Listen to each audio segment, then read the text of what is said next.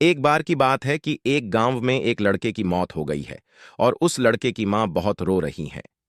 उसी समय गांव में कुछ लोग आए और उस महिला ने कहा कि तुम अपने लड़के का शव लेकर गौतम बुद्ध के पास जाओ, वह लड़के को जीवित कर देगी। यह सुनकर वह महिला बहुत खुश हो गई और गौतम बुद्ध के पास जाने के लिए तैयार हो गई।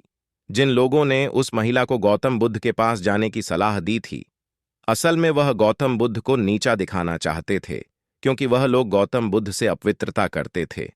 दोस्तों, वीडियो में आगे बढ़ने से पहले आपसे एक विनती है कि चैनल को सब्सक्राइब कर दो और वीडियो को लाइक कर दो और एक प्यारा सा कमेंट कर दो। चलिए दोस्तों, वीडियो शुरू करते हैं। लेकिन उस महिला को इस बात की बिल्कुल भी जानकारी नहीं थी। उनके कहे अनुसार वह स्त्री गौतम बुद्ध के पास चली गई है। उस समय वहां पर गौतम बुद्ध अपने शिष्यों को उपदेश दे रहे थे। वह महिला एसोसिएशन गौतम बुद्ध के स्टेज में अपने बच्चे के मृत शव को रखती है और कहती है कि मेरे बेटे की मौत हो गई है। मुझे आश्चर्य है कि आप इसे जीवित कर सकते हैं। दुनिया में ऐसा कोई भी काम नहीं है जो आप नहीं कर सकते। आप परम ज्ञानी हैं। गौतम बुद्ध से पहले उस महिला की बात की शिकायत चल रही थी और वहां उनके बैठे शिष्य और अन्य लोग भी गौतम बुद्ध के जवाब का इंतजार कर रहे थे। थोड़ी देर बाद गौतम बुद्ध ने कहा कि मेरे बेटे का जीवित रहना ठीक है। यह सुनकर वहां बैठे सभी लोग आश्चर्यचकित हो गए कि यह क्या संभव है।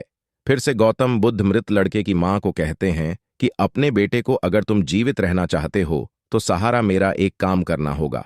महिला का कहना है कि तुम बताओ, मैं काम करने के लिए तैयार हूं।